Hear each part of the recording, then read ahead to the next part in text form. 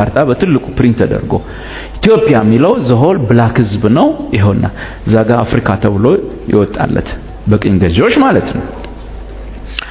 እና ኢትዮጵያ መልኩን መቀየር አይችልም ሲባል ብላክ ህዝብ ጥቁር ህዝብ ነጭ መሆን አይችልም ነው እንጂ ይሄ ምስራቅ አፍሪካ ላይ ያለ ነው አይደለም። ግን ምን ሆነ? ይሄኛው ኢትዮጵያ የሚባለው ዓለም ወይም የጥቁር ዓለም ኢትዮጵያ በግሪክ በአማርኛ የጥቁር ህዝብ ዓለም በቀኝ ገዢዎች ተቦጫጭቆ ተገዛ። እዚህ አካባቢ ነው ያልተገዛው። ቀኝ ገዢዎቹ ደግሞ ከገዙ በኋላ ሲወጡ ለግማሹ ራሳቸው ስም እየሰጡት ግማሹ ለራሱ ስም እያወጣ እዚህ ጫፍ ላይ ያለው ደቡብ አፍሪካ አለ። እንግዲህ ምን ይበል ራሱን ደቡብ ላይ ነው ያለው። እነዛ የቆዩቱ ጥንታዊ ታሪክ ያላቸው ግብጽ፣ ሊቢያ ምናምን እስካሁን በዛው ነው የቆዩት። ጥሩ ነው ግዛታቸው። እዚህ ጋር ያለው እንግዲህ የዝሆን ቀንድ በዚህ ነው የሚወጣው እየተጫነና ኮት ዲቮር አሉት። የአይቮሪ ኮስት ማለት አይቮሪ ቀንድ ነው ታውቃለህ። አይቮሪ ኮስት ቀንድ የሚሸጥበት አሉት ሁሉ። እዚህ ጋር ደግሞ ምንድነው ስሙ ሮዴዥያ ነው ምናምን ብለው ነጮቹ ደቾቹ ኔዘርላንዶቹ ሰጥተውት ከሄዱ በኋላ እንደወጡ ሲያረጋግጥ ሙጋቤ ቀየረና ዚምባብዌ አለ። ራቅ እንዳሉ ሲያቅ ማለት ነው።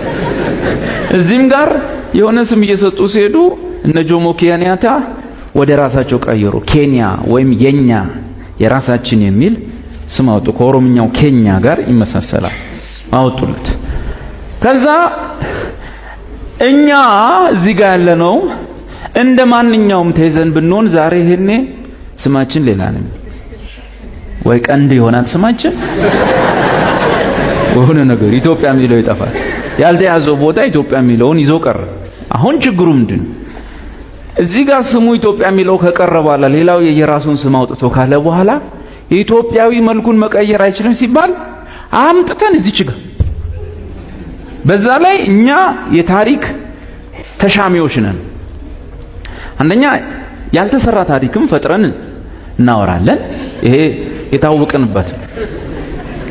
ለምሳሌ በነገስታቱ ዘመን የነበሩ ጸሐፊ ትእዛዞች ንጉሱ አዳልጧቸው ቢወድቁ ለጸሎት ተንበረከኩ ነው የሚለው። ወደቁ አይደል?